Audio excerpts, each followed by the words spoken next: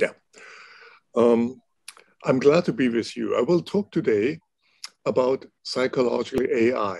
It's an alternative, a complement to what's now the dominant view in AI, machine learning of various kinds. Psychological AI goes back to the origin of AI, to the research by Herbert Simon, Alan Newell, and many others. In that view, the I in AI was standing for human intelligence. So the idea was to study the human brain and work out the tricks and heuristics that have evolved over millennia and formalize them and program them into computers to make the computers smart. So in that view, the human brain was the model, the teacher, and the computer, the student. As you well know, that the Herbert Simonian version of AI got somehow forgotten. And one of the problems was that Simon applied it to problems that were well-defined and with eternal rules like chess. And psychological AI is probably the solution to other types of problems that I call uncertainty, and not problems which are well-defined and where tomorrow is like yesterday. In that situation, exemplified by chess and Go, the human mind cannot cope with deep neural networks and other techniques. But under uncertainty, and that will be my claim, psychological AI can help to improve current AI models and also leads to simplicity and transparency because it's rule-based. The rules are easily to understand and to teach and can be easily applied, and what's going wrong can be easily seen. So let me start with a story. The physicist Max Planck once told the economist John Maynard Keynes that when he was young, he thought about studying economics, but he found it too difficult. Too difficult, you might ask. Max Planck, the originator of quantum theory, could have mastered the entire corpus of mathematical economics in a few days. But Planck did not mean the math. He meant the psychology that's necessary to deal with an uncertain world, with a mixture between logic, between rules, between intuition and knowledge that's never perfect. Current mainstream economics has not devoted much energy on studying what Planck found so difficult. And in economics, the difference between these two views is known as the distinction between risk and uncertainty. Risk is a situation where we know or where we assume to know all possible future states in the world, their consequences and the probabilities. That's the world where you can apply Bayes' rule, expected utility models, and other things. And you can do optimization if it's tractable. So much models in economics think about any problem as one of risk, typically a lottery. What Planck was thinking about was how to deal with uncertainty. There are situations where we do not know all possible future states, so we cannot construct a probability distribution over them. nor the consequences and the probabilities. And the Herbert Simon asked economists to dare to study uncertainty, so to study situations not only of risk, but also when the assumptions that are necessary for optimization do not hold. And the key tool are heuristics. And I wrote here robust heuristic because it's a property of heuristic, because they're simple, they tend to be more stable against compared to fine-tuned optimization policies. And Simon's best-known heuristic was satisficing. People in AI usually know about heuristic search, but that was only one part. So heuristics are like a recipe: what to do next, where to search information, when to stop, and how to make a decision. I'll start with one illustration of the entire research program, meaning how to solve a program, how to solve a problem by looking first how experts do it, extracting their heuristics, which are not always conscious, modeling them, and then programming them into an algorithm that can solve this. So the example is from sports: how to catch a fly ball. So assume an outfielder and a fly ball that's coming high in, and where should the outfielder run to catch the ball?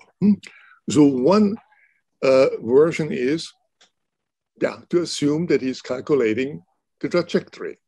And here is what the person would need to calculate. For instance, alpha is the initial angle with which the ball is thrown or kicked. And those who know about calculating trajectory see that I just left out a few important variables to make it simple, including wind or spin. That's an approach that ignores any psychology. The alternative is we study how real outfielders solve this problem. And you will soon find out they're not going to calculate a trajectory. They're using a set of heuristics. And I'll show you the simplest one, which is valid if the ball is high up in the air. Every heuristic, just like any optimization model, is always conditional on a certain situation where it works. There's no algorithm that works for everything. I call it the gaze heuristic. It has 3 steps. Fix your gaze on the ball, start running, and adjust your running speed so that the angle of gaze remains constant. So I'll show you now. Watch this player. He's running in a way so that the angle of gaze remains constant, and what happens is there where the ball is coming down. You want to see it again? The important thing is the player can ignore all the variables in the formula, including those I left out, and only fixate on one variable, the angle of gaze. That's a heuristic, because it ignores lots of information and it finds an intelligent solution. The same heuristic can be observed in animals, for instance, when predators like hawks pursue prey like doves. And here's the gaze heuristic. Here is a different heuristic, just for illustration, that doesn't work as well. So here's the hawk. And the hawk flies the shortest distance to the prey. When the prey changes course, the hawk adjusts again and flies shortest distance, and so on.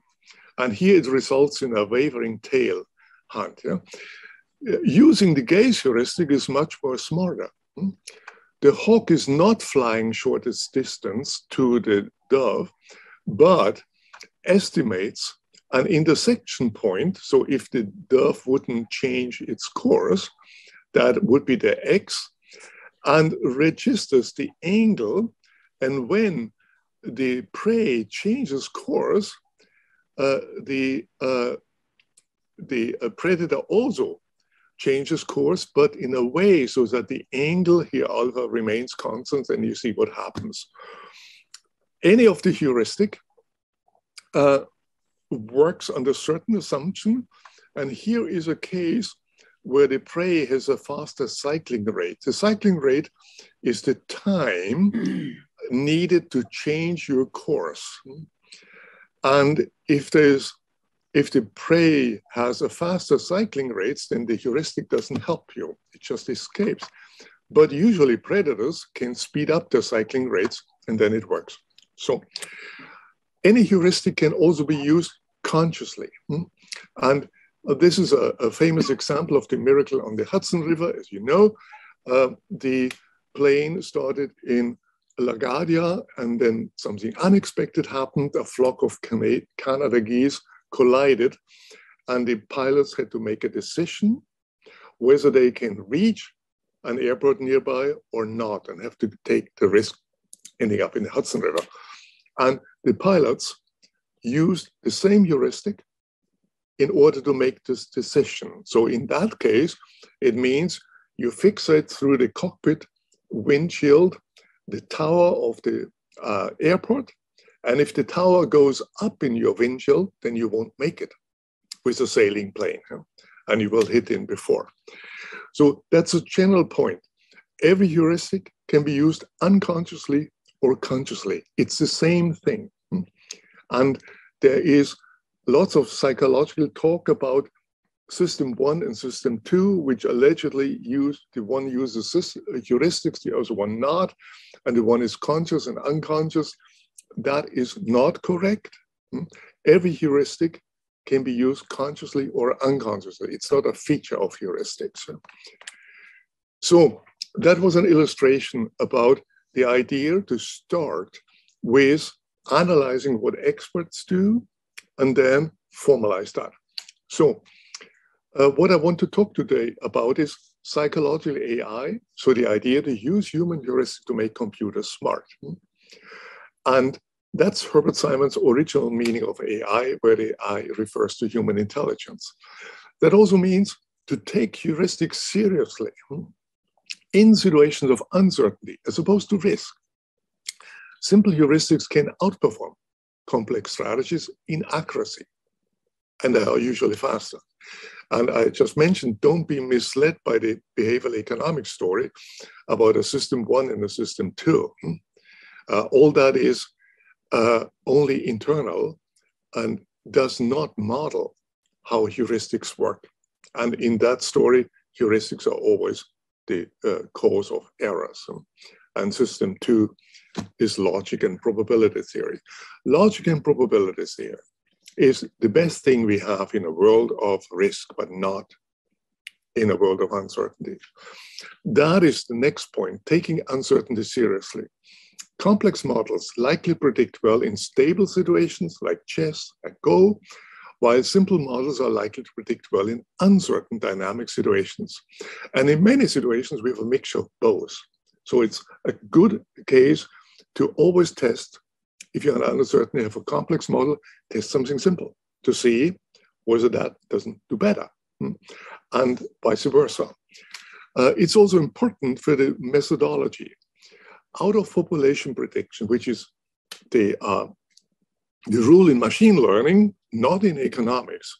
Economists mostly fit the data and then stop. So which is the rule in machine learning is not sufficient to test in uncertainty. And you need out of population prediction, not just out of sample prediction. I will show you out of population prediction example is predicting the future and the uncertainty, where you don't know what's coming.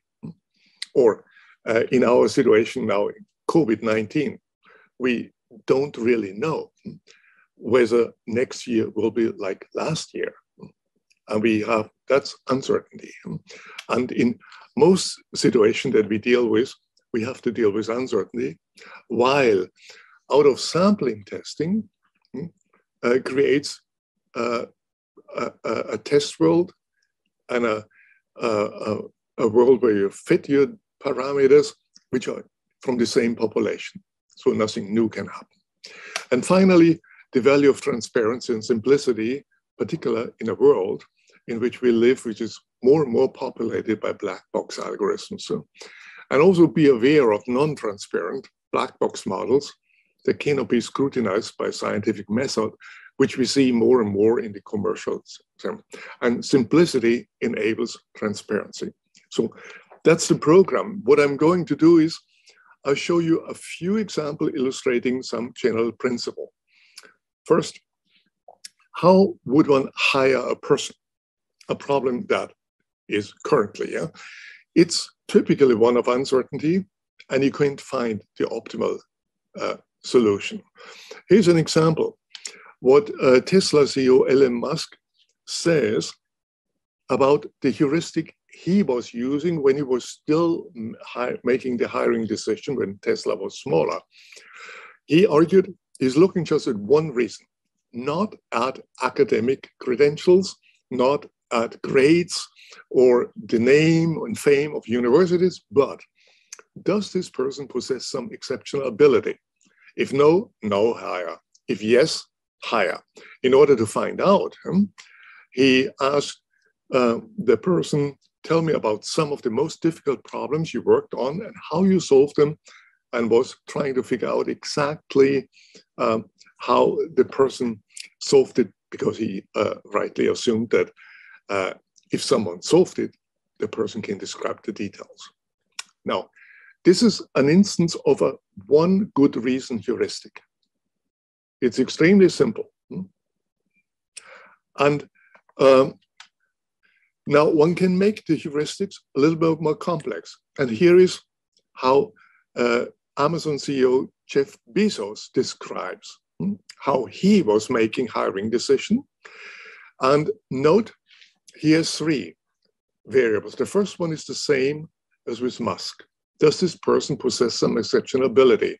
If not, end. Same as Musk. But if yes, not end. A second question is asked, will you admire this person? Bezos says that if he can admire a person, he will learn from that person. If no, not hire. But it's not enough. If yes, then the question, will this person raise the average level of effectiveness in the group they're entering? If no, not hire. If yes, press. This is what we call a fast and frugal tree. So it's an incomplete tree that has on each question an exit. So a fast and frugal tree with binary variables has so n plus 1 exits for a tree with n variables. And what we're going to do, we systematically study these trees, and a tree with 3 variables in this order. There are 4 versions of that. Here is Jeff Bezos' tree. What does it do? It minimizes false positives. So it says no hire, no hire, no hire, and only if the person passes all 3 hire. So that minimizes false positives. On the other side, there's a tree that minimizes misses at the cost of false positives. So, and in between are the most interesting trees that are in between and cannot just simply model by, that is a logical, and that can also be modeled by by simple module logic. So it's an OR tree and this is an AND tree, but these are the interesting in-between trees. So in our research, in our applied research, here with the Bank of England, we study how this type of heuristics would bring more safety in a world of finance. If you're interested, I recommend Andy Haldane's talk, The Dog and the Frisbee. That is Jackson Hole talk that was named the Talk of the Year by Wall Street Journal. And The Dog and the Frisbee is the gaze heuristic you just saw. It's just how the dog catches a frisbee. And he was trying to, Andy Haldane is the chief economist of the Bank of England, and was trying to get his colleagues out of the mode to do optimization models in a situation where you have really no reliability in estimating all these parameters and no stable world in the first place. Here's an example of this word. And you see it's another Fast-and-Frugal tree, which has only 3 questions. And the question is, will this bank, is this a vulnerable bank or not? And there are red flags here, red flags here, red flags here. That means it minimizes misses. So that's an entire class of heuristics that are based on how the human mind thinks, sequential, not weighing and adding, one by one, and with the ability to make decisions at any point. I'll give you now a second example, and that's geared to very dynamic predictions of events over time, and again, out of population prediction, not out of sample prediction. It's prediction about the future, which, as you will see in a minute, is not like the past.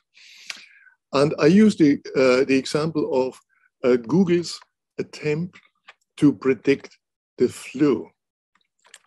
And you may remember, so Google had a secret algorithm. We know that there were at the beginning 45 variables, but we don't know what. We don't know what the algorithm is.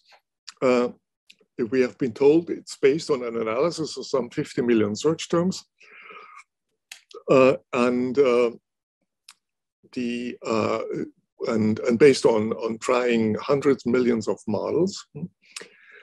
And the interesting point was when in 2009 the swine flu hit, and it was an unexpected event that the big data algorithm had learned that the flu is high in the winter, low in the summer, but the swine flu came in the summer, and that's here. This the red line are the predictions of Google flu trends, and that's the percentage of flu-related doctor visits on the y-axis, and that's the time. And the interesting point was, how did the engineers, Google engineers, revise the algorithm when they saw it's not working? And there are basically 2 ways to go. One is, it's a complex problem. We have a complex algorithm, it doesn't work, so we make it more complex. That's where they went. Huh? Our research in dealing with uncertainty suggests a different kind of question, not about a complex problem, but it's a problem under high uncertainty. Viruses change all the time, and people, their behavior, their search behavior on the internet changes, and they're not only entering search terms when they have flu symptoms, but also when they're curious. So it's a problem under high uncertainty. And if a complex model doesn't work, make it simpler. And we used the psychological literature about how people deal in situations that are highly volatile, where tomorrow is not like yesterday. And the research shows that people tend to ignore the data and only focus on the most recent data points. And we used here the most extreme of these heuristics, which focuses only on the most recent data point, on one data point. That is the latest news about the flu-related doctor visits. And the heuristic is just that here. Recency heuristic predict that this week's proportion of flu-related doctor visits equals the proportions of most recent past week. While Google flu, the data algorithm used all the data from the past. And what you see here, if you, the heuristic can easily, if something surprising happens, can adjust. And over the entire 8 years, the recency heuristic outperforms Google flu's all the original, also the 3 updated one, and reduces the error to roughly half of that. That's an illustration that in a volatile world, one data point can do better predictions than big data. Here is another example, again, for a one reason heuristic. So a common problem in many businesses is to predict whether a customer will make further purchases or drop out. There are a number of models that don't go in this, that try to solve this with complex models like the Pareto negative binomial distribution. Psychological AI goes a different way. Rather than testing this model against another one, you study how experienced managers actually make these decisions. And it turns out that they use a simple heuristic that's similar to the recency heuristic, but not the same. It's called the hiatus heuristic. If a customer has not purchased within 9 months, classify as inactive, otherwise as active. So it's again one reason, and everything else is ignored. Now, a group of marketing people have studied that. They actually wanted to demonstrate that the complex models do better, and that the manager should change their heuristic. And to their surprise, they found that these are 3 businesses. In the airline business, the Pareto negative binomial distribution model made 74% correct predictions across both errors. And the simpler model made 77. Same, even a greater difference here. And by the CD now, it's the same. You just save all the effort. Now, one could say, yeah, maybe the Pareto negative binomial distribution model featured in marketing but is not so good. How about random forests? How about logistic regression? And if you look at the left side, we have now done a larger experiment with 35 companies. And what you see, that's the Pareto negative binomial distribution. It doesn't do very well. There's another marketing model, does even worse. Logistic regression performs much better. Random forest at the same level, but relying on one single reason, cannot be beaten by any of these models. And the same holds here in recency prediction as a problem. Now, the real question that interests me is, can we prove situations where relying on one reason cannot be outperformed by a traditional class of models? Here, any linear model, like linear regressions or logistic regressions. And that's the study of the ecological rationality. So far, I focused mostly on what we call the adaptive toolbox. So what's in the mind of experts and how do they make the decisions? And the question is, ecological rationality is, how good is it? And it's not evaluated by consistency, as it would be in economics, but by analyzing conditions. So it's a mathematical discipline or a simulation discipline, conditions where we can say that a one reason heuristic cannot be outperformed by any linear model. And here's one. And it's very easy to see. We call this the dominant Q condition. So here's a simple situation where we have 5 Qs for a prediction. That's the weights. And to make it simple, the Qs are binary. And if the weights have a dominant Q structure where the weight of the first Q is larger than the sum of all the others, it's intuitively visible that in this situation, there's no linear model as complex as you want that can ever outperform that. So that's the type of results that are interesting, and just use one as an illustration of the approach.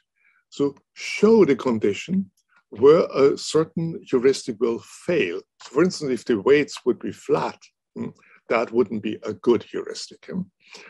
And also the weights are additional contribution like beta weights. That's what it means. Yeah? So show the condition under which heuristics work and where they do not work. That's the interesting part. That's also the novel part compared to where Herbert Simon stopped. And so let me come to the end and ask, why simple heuristic? If you read in the literature, the received explanation is the so-called accuracy-effort trade-off. And that's not correct. You find this in various works. You find this in Kahneman's Thinking Fast and Slow. The assumption is that the total error is bias plus noise. And all noise is here meant as an irreducible noise, and all you need to do is to change the bias. In heuristics work because they reduce variance, as in the bias variance trade-off.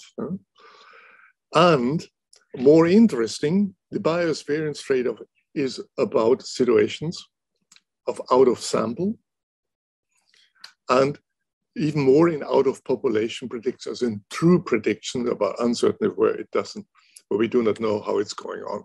That's an illustration of the bias variance dilemma, where you're probably all familiar with it. Yeah? But most of economics is not, and also the psychological literature like Kahneman is not. And that's the true value of what we want to predict. These are predictions from samples, like the means. And so this model has a bias. So the darts are too far to the right and too low, but a small variance. On the right side, the model has no bias. On average, the darts are in the middle, but large variance. So you need to look at both. And what's known as the turkey illusion is now the same problem with out-of-population prediction. So you probably know the turkey illusion. The story comes from, imagine you are a turkey. It's the first day of your life. And a man comes in and you fear he will kill me, but he feeds you. On the next day, the man comes again and you fear he might kill me, but he feeds you. Third day, the same result. By Bayesian updating models, your confidence that he will feed you and not kill you increases every day a little bit. And on day 99, it's higher than ever before, but it's the day before Thanksgiving and you're dead meat. The situation is not one of out of sample or a stable world, but something unexpected happens. And so let me end with a general methodological proposal. Always check whether there's a simple solution to the complex solution you might prefer. And here is my last slide. This was an introduction into psychological AI. So the idea is to take seriously how brains function, how they evolved, and test whether that's useful for programming a computer. So it's the use of human heuristic to make computers smart. Yeah? And that involves taking heuristic seriously, taking uncertainty seriously, that is, realize and acknowledge that there are situations which are where optimization is out of reach, Bayesian models are out of reach, and still you need to act. And the methodology is not just out of population predictions, but not just out of sample predictions, but real predictions. And finally, the value of transparency and simplicity, and in a world populated by black box algorithms. And I hope that talk may have inspired some of you to help us to answer the questions about how can human intelligence help computers to become more intelligent. Thank you for your attention. Okay, excellent. Really nice talk. Thank you, Gerd. I don't think you can look at the Slack channel where there are some questions. So is it okay if I read out the questions to you? Yeah, please. Okay. So the first question is from Pat Langley.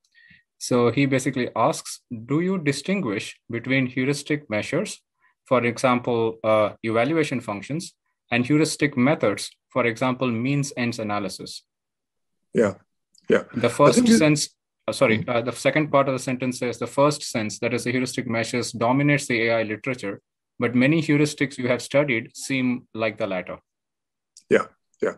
So my research focuses on the latter, clear. So Herbert Simon has done two things. He introduced heuristic search, and that's what most people today know. But he also introduced heuristics. That means decision-making procedures like satisficing, and that is something that many people have forgotten. And my work focuses on the latter. So how can we model simple decision procedures that can help to make better decisions and better predictions than more complex ones? Thanks for your question. Thank you. Another one from Alexander Huff. You are focused more on experts. How do you think people learn heuristics? Do you think they are somewhat innate, or that they build from fragments with experience? That's a very good question. So we have examples for heuristics that are innate. So the gaze heuristic appears to be in animals to be innate. But we do not know how much exercise it needs in an animal. For humans, it needs some exercise.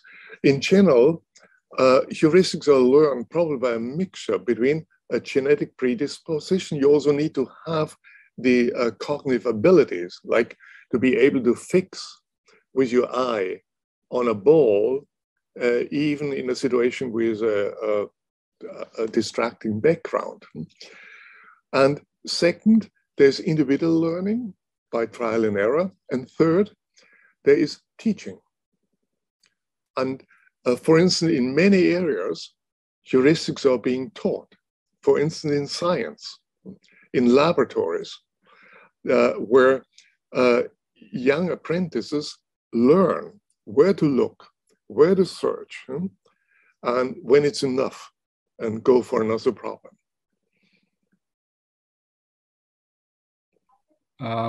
Okay, thank you. Another follow-up question from Pat.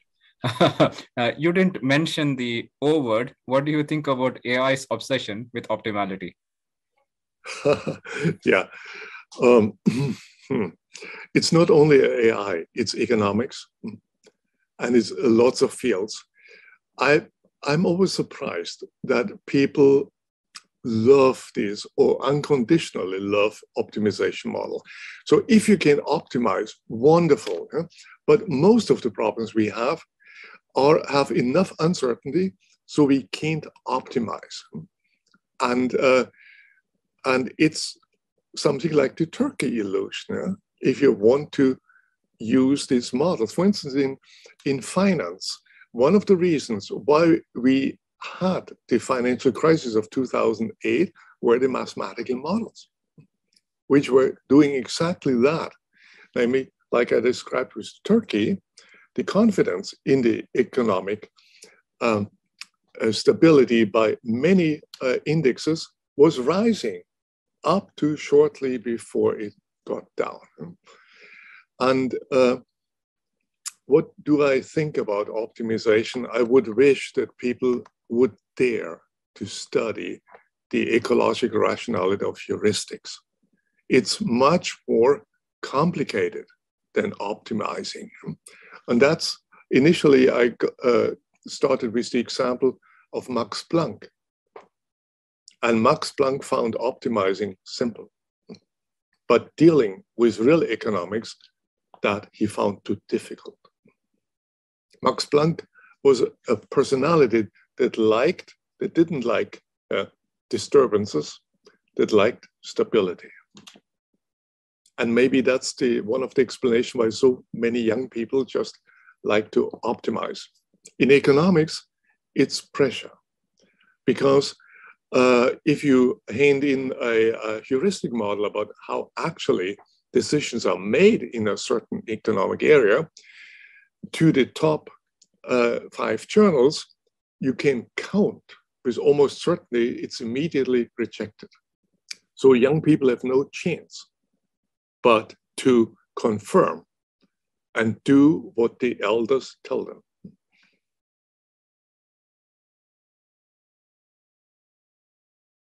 If there are no questions, I want to sneak in something. Oh, no, there is someone else. I'll give them the chance first. Okay, Caitlin asks, how good are people at predicting what heuristics are being used to inform a decision or behavior? I wonder this as we discuss issues around explainable AI, if the use of heuristics would improve or complicate the issue. So the studies we have done, experimental studies, indicate that if you change the environment, then people change with a certain delay the heuristics. So they respond to that. So they would switch from a one reason heuristic, just focusing on the most important. But if you change the environment so that the weights of the various cues are roughly equal, then they go to different type of heuristic, like tallying. You just count how many are in favor. On the unexplainable AI, there is, I think we need more explainable AI, but not the kind that I've seen in a number of DARPA talks where there is a figure produced that seems to come out from nowhere, which suggests that there's a trade-off between explainability and accuracy, meaning the more accurate, the less transparent it needs to be, the model. That is probably correct in a world of risk or in a stable world like chess, but it is incorrect in a world of uncertainty. And I've shown you a few examples. So a simple heuristic focusing on one data point can beat the various versions of Google Flu Trends, big data algorithm. So there's no trade-off. And we should always test whether we can find a simple model that is transparent, rather than explaining a logistic regression to politicians or lawyers who don't understand what that might be in a way that's probably incorrect. And certainly you can't really explain what's going on in a deep neural network. Okay, I think we're running out of time, but maybe I'll just ask one. So is there, I mean, this is my own question. So do you think you have some sense of how, because creating this heuristics itself is a skill, right? So is there some general suggestions or methodology about how one goes about constructing them? Yeah, so I've given a glance of the methodology. So think about the Fast-and-Frugal tree. So we're studying systematically how to design a Fast-and-Frugal tree in order to minimize misses or minimize false alarms. That's one way to look at this situation. And in general, the building blocks of heuristics like search rules and stopping rules and decision rules can be combined in order to create new types of heuristics. And so the adaptive toolbox can be thought about something like a chemistry system, like atoms and molecules who are put together to create something new. But in order to get deeper in that, we need also young people who dare to study what experts and humans actually do, rather than making as if optimization models. And it seems to be an act of courage to go beyond the optimization ideal and often fiction into believing or entertaining the possibility that the human brain could tell us something useful.